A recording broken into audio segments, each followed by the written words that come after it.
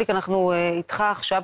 עשיתם הקלות בכל הנוגע עבודה ברחבי הארץ, נכון? והנחיות של מה מותר, מה אסור. כן, בהחלט. אז מקומות העבודה, למעשה בכל הארץ אפשר לעבוד במגבלות. אז באזור העוטף והדרום צריך להגיע למרחב המוגן תוך פרק זמן ההתראה, אבל בכל אזור הערבה, והגדלנו גם את האזורים האחרים, שזה למעשה השרון, נתניה, הגליל, חיפה, שם גם אין מגבלות. אפשר ללכת לעבודה כרגיל, וההנחיות לגבי האזור גוש דן, ירושלים, נשארו בתוקף. אפשר ללכת למקום עבודה, בתנאי שניתן להגיע אליו תוך פרק הזמן למרחב תקני.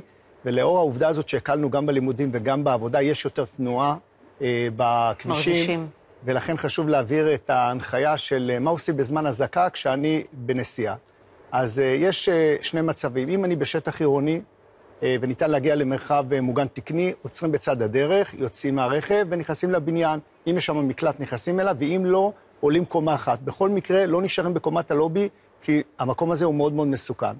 אם אנחנו בשטח בין עירוני או במקום עירוני שלא ניתן להגיע למרחב מוגן, ואני מזכיר, בכל מקום יש מרחב מוגן, אנחנו עוצרים בצד הדרך, מדוממים את המנוע, יוצאים מהרכב, מתרחקים מספר מטרים, ושוכבים על הקרקע ומגנים על הראש בעזרת הידיים. חשוב לי להדגיש את הנושא הזה של הרכב. הרכב יוצר אשליה של מקום מוגן, שמשהו שהוא מגן עליי. הוא מסתתר מאחוריו, הוא מגן עליו. בדיוק, אבל זו מלכודת מוות. ראינו אתמול פגיעה ישירה בראשון באחד הרכבים, של רסיס שנפל, וזה נראה. בדיוק. המכונית, הרכב, הוא מלכודת מוות.